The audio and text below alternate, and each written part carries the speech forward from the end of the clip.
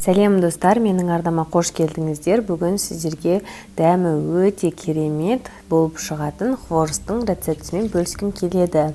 Ең алдымен ыдысқа жылы сүтті құйып, үстінен еріген сары майды құямыз, және де қантты салып, жақсылап араластырамыз.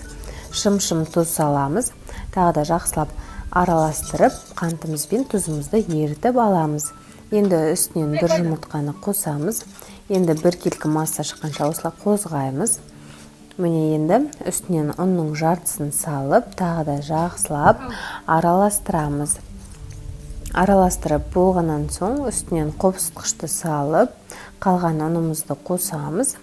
Енді қолымызбен жақсылап бір келкі болғанша домалақ қамыр илеп шығаратын боламыз. Қамыр бізде қатты емес, жұмсақ емес, бір келкі болып шығуы қажет. Міне көріп тұрғандарыңыздай қолға жабыспайды.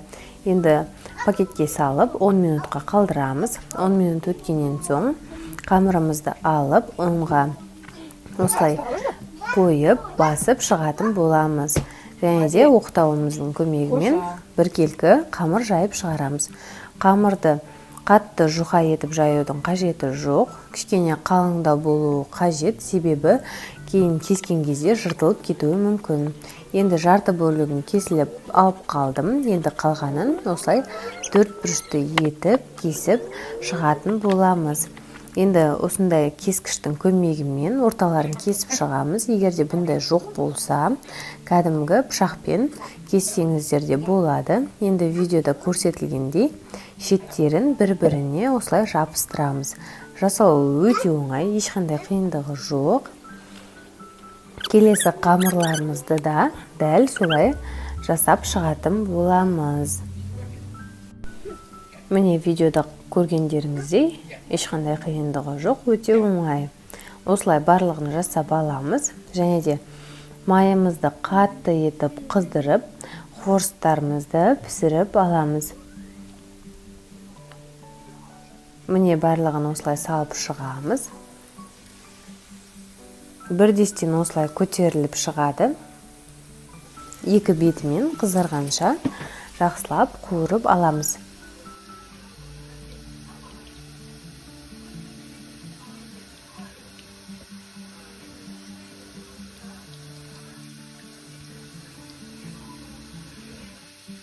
Ал енді былайдан да салсаңыздар болады. Осылай бір-біріне жабыстырып алғаннан кейін кішкене орап жіберсеңіздер, осылай жасасаңыздар да көрінісі өте әдемі болып шығады. Дәл солай майды қатты етіп қыздырып, қамырларымызды салып, барлығын пісіріп аламыз.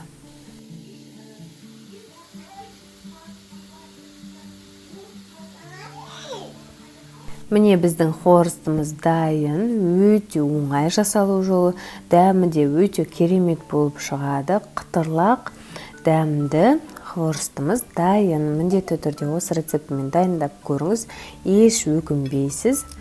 Ас болсын. Видео рецепт ұнаса лайк басып, пікір қалдыруды ұмытпаңыз.